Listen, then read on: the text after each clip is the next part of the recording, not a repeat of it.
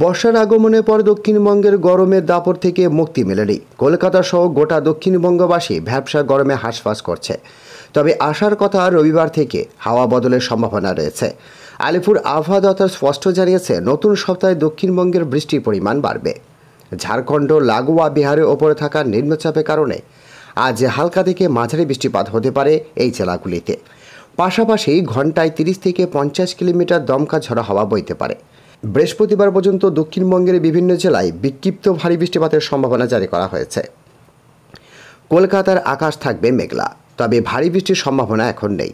সর্বোচ্চ তাপমাত্রা 30 degree Celsius এবং সর্বনিম্ন তাপমাত্রা 26 ডিগ্রি সেলসিয়াসের আশেপাশে থাকবে। বাতাসে জলীয় বাষ্পের বেশি থাকায় অস্বস্তিকর পরিস্থিতি বজায় থাকবে বলেই দাবি করছেন।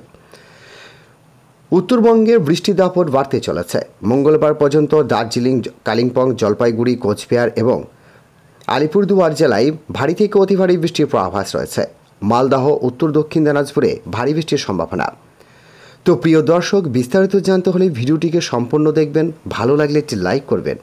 আর এই ধরনের লেটেস্ট স্ট্যান্ডিং আপডেট ভিডিওগুলি সবার প্রথম পাওয়ার জন্য আমাদের চ্যানেলটিকে সাবস্ক্রাইব করে পাশের বেল আইকনটিকে প্রেস করে অল নোটিফিকেশনটিকে ক্লিক করে আমাদের সঙ্গে থাকবেন। তো চলুন এক নজরে দেখে নেওয়া যাক।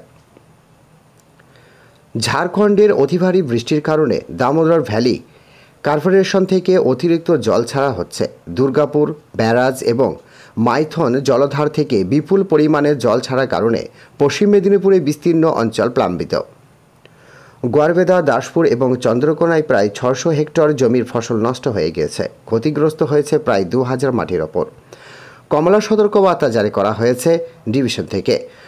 নদীর বাঁধ ভেঙে প্লাবিত তৈরি হয়েছে হাওড়া, হুগলি এবং পূর্ব বর্ধমানে। বিভিন্ন এলাকায় প্লাবনের আশঙ্কা রয়েছে। বৃষ্টির পূর্বাভাসে মাথায় রেখে নিচু এলাকায় বাসিন্দাদের সতর্ক থাকার নির্দেশ দিয়েছে প্রশাসন। ডিভিসি থেকে জল ছাড়ার কারণে যে কোনো জরুরি পরিস্থিতি স্থানীয় প্রশাসনের সঙ্গে যোগাযোগ রাখার আবেদন জানাচ্ছেন তারা। তো প্রিয় দর্শক, আজকে এই ছিল লেটেস্ট আপডেট। ভিডিওটি ভালো লাগলে একটি লাইক করবেন এবং আমাদের চ্যানেলে প্রথম হয়ে থাকলে চ্যানেলটিকে সাবস্ক্রাইব করে আমাদের সঙ্গে থাকবেন।